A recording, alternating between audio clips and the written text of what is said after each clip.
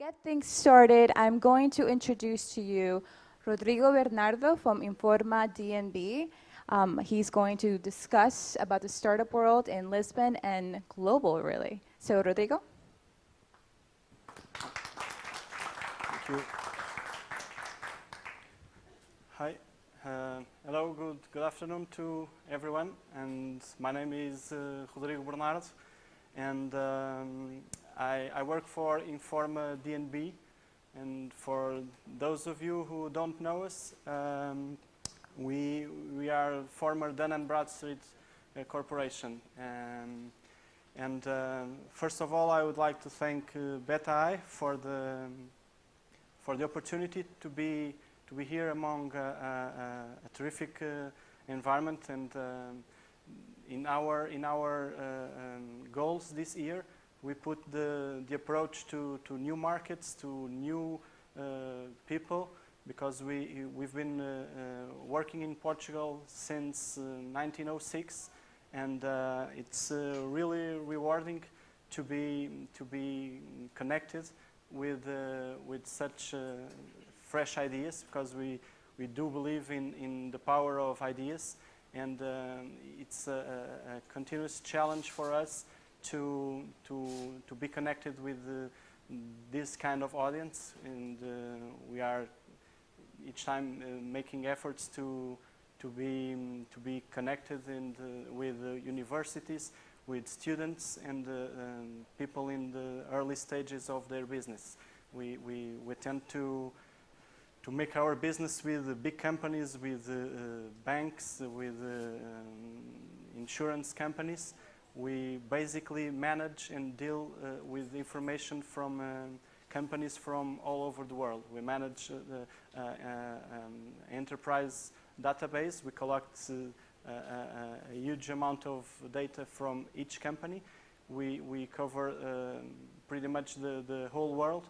We have about 220 million records in our database, and I will like to put in common with you some information regarding the Portuguese business environment.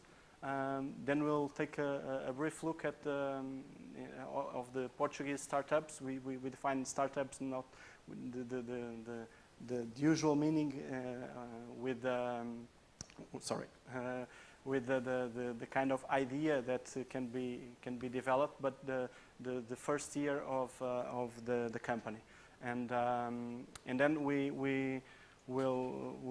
then I will show you some products that we think that are fitted to entrepreneurs, to investors, and everybody who wants to take a look at the big picture of the entrepreneurial world. So,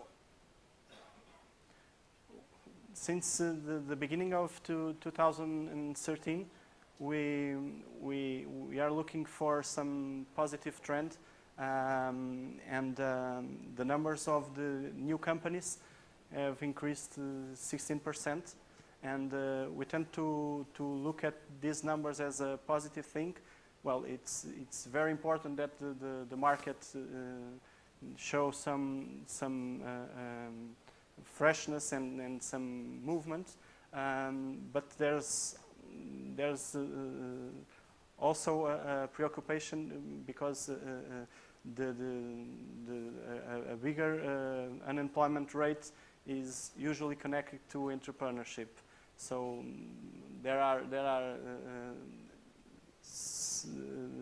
some new companies that are self-employment companies, and that linkage can show us that what we could think as a positive number, we have to manage with some careful. Well, the closures fell to 17%, and definitely that seems to be a good number to look at. And also the insolvency proceedings have felt 5%. When we detail a little bit of the information.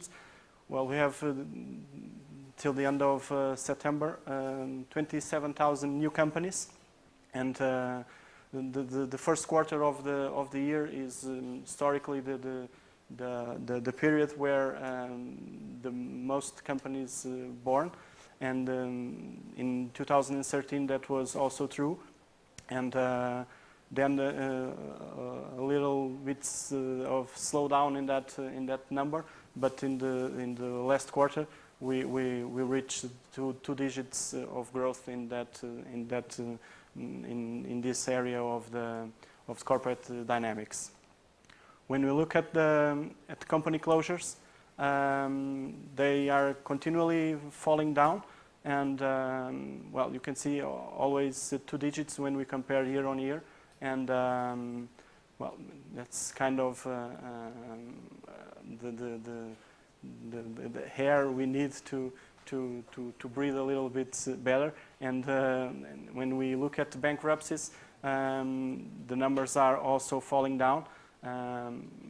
Maybe this is a sign that the bottom of the curve was already reached, and we are now dealing with some positive figures. Now we'll take a look at the Portuguese startups, and well, we have made this study because we as I told you earlier, we are very interested in knowing the phenomena that are connected with these new companies. And well, for those of you who are entrepreneurs or planning to create a new business, the bad news is that 20% of you who create a business will not even start your commercial activity. And that's what the numbers told us. Well, the company reached the existence, but then the commercial activity does not exist. Well, around 20% of that number. When we look at the share structure, the large majority of the new companies are owned by natural persons. Only 7% are the capital is owned by natural persons and companies. So this is connected. Sorry. With the number of persons involved in the creation of business is on average of 46,000 people.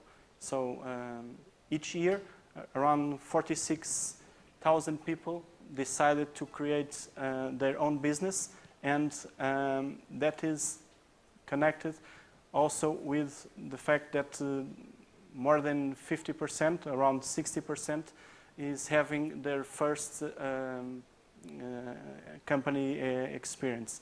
So 46,000 people are linked to new companies, and of those 46,000 people, around 60% are having their first enterprise on their own. When you look by business, well, we'll have a little bit of a problem here with the presentation. But what we will show you in this slide is that the construction and real estate are having less representative numbers, and agriculture, fishery, hunting are growing, and these are sectors where we heard about the possibility of exportations. And well, we continuously heard about the developing of new business in this area, and it's really important news. The other part of the slide we don't see is that services still are the large majority of the business creation. Around 30% of the businesses are in the services area. Looking by economic region, since 2006 till now, well, there was a change in the profile, and nowadays the North is the leader in business creation. And well, some industrialization and some familiar businesses are still being created in the North. In Lisbon, we tend to have was as you can see here, the region where more businesses were created. Here we have the part of the services mainly. Going back to bad news to young entrepreneurs or to investors, well, I think if some of you are investors, the strategy of diversification should apply to your investment, because when we look at the survival rates, we can see that after 3 years, less than 50% of the companies are still operating. So an important part of you will fail in your businesses, and if you are an investor, diversification should be a good idea, because the survival rate is consistently around 50%, and when we reach the 5th year of activity, that rate goes down to 40%. This is probably a problem of dimension. Well, I don't want to enter in many considerations about that, but the problems that we heard about the Portuguese market and the dimension, but here we have lots of people who think global. So that kind of feeling we also have, because when you don't reach a certain dimension, you'll probably struggle to survive. Another important aspect of our analysis is about the growth of the average turnover and the number of employees. Young companies till this 5th year of existence creates around 45% of the net employment in Portugal. So it's not the big companies that creates employment. It's the small and the young companies that are generating businesses. And after their 3rd year, around their 2nd, 3rd year of existence, the average turnover is about the triple of their 1st year of activity, and they double they double the number of employers. I will now show you some of our products, and what we thought about our presentation here today is the importance, and to some of you, to get aware of the importance of even though you are in early stages of your business, the importance of relying on well, that's not my presentation. And air condition, it's not my business. Well, but I was saying that our main concern is to give you the idea that no matter what kind of business and what stage of your business you are, rely on trustworthy information is something with interested, we think it's very, very important. Of course, in dealing with this kind of audience and students, you can Google everything, but nowadays there are a bunch of data available. The question is how reliable are those data, and how useful and how manageable are that data. that is our job, to collect data, to analyze, to put them in a simple way so people can use it and help to reach new customers, find new providers, analyze your competitors, and that is something you probably should do in the beginning of your business, and not only when you have a mature business. Our best-seller product are the reports. You can access online to that 220 million records worldwide, and then we collect the data, as I told you before, and then we create some reports with the right information for your needs. If you want to look at the balance sheet of that company, you have one kind of report. If you want to see the corporate linkages, you have another kind of reports. And if you want everything, you can also have that in a bigger report. Our customers in Portugal, around 30,000 customers, can have access not only to national reports, but as we are part of DNB Worldwide Network, to companies around the world and over than 220 countries. As I told you, you'll have different kinds of reports for your different needs, and kind of create modular information, and so that you don't have to have a bunch of information that you actually don't need. Well, this is the numbers I've talked to you a few moments ago, and everything is web-based, as today is really important.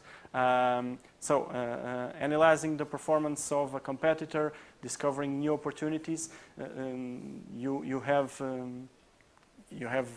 all the possibilities in a web-based product.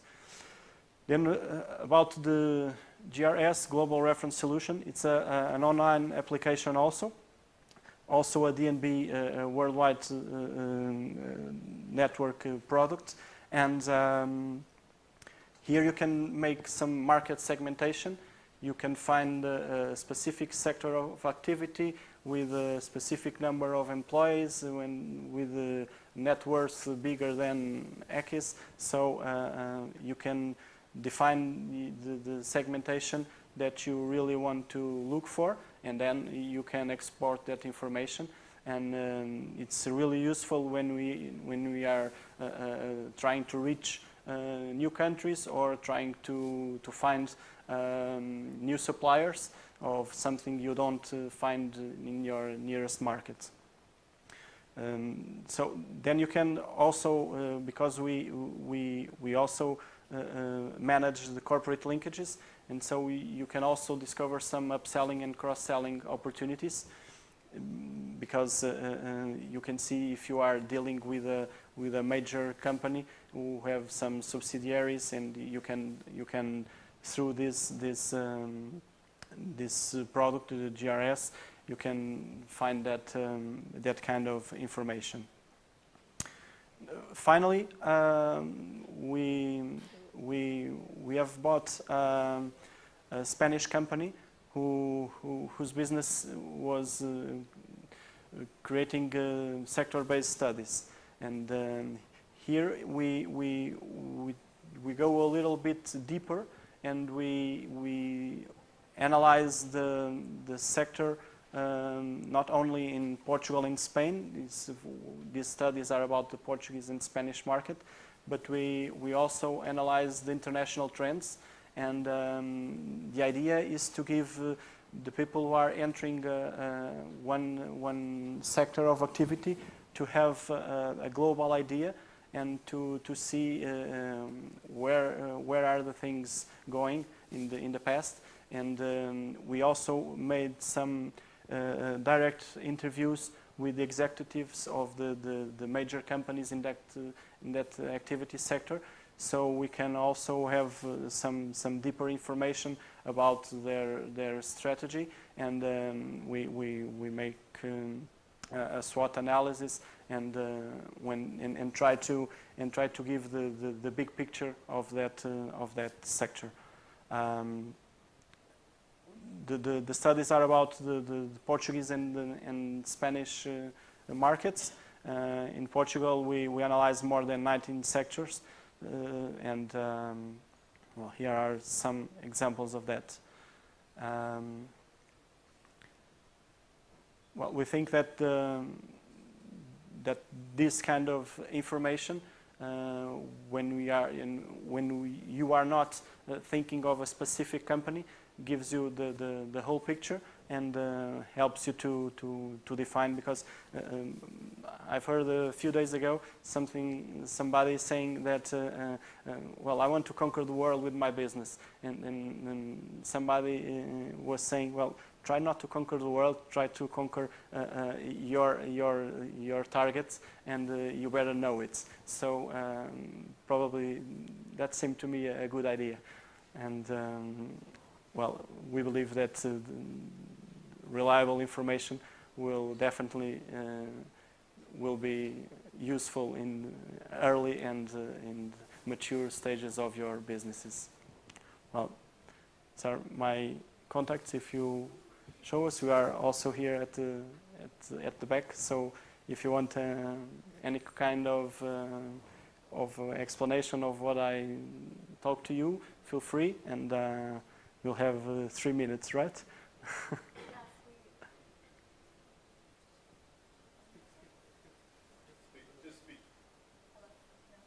No.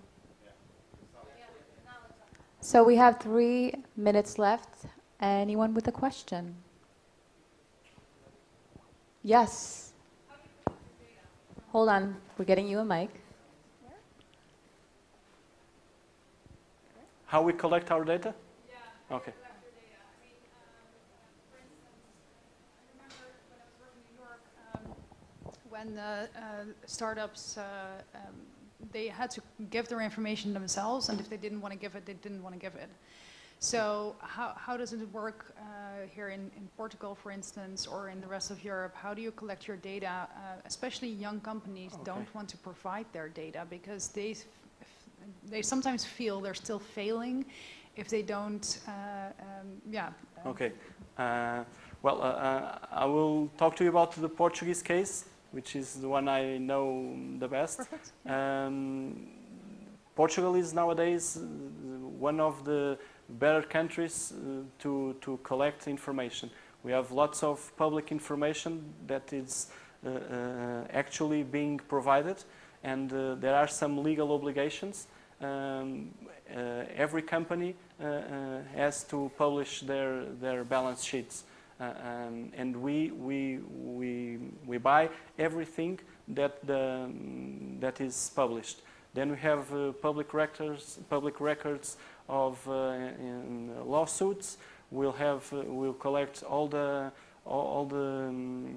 changes in that are published. If you change an address, or if you have a new manager, you have to publish that act, and we collect everything that is published. So most part of the information that we collect are from public sources. Then we have our own team of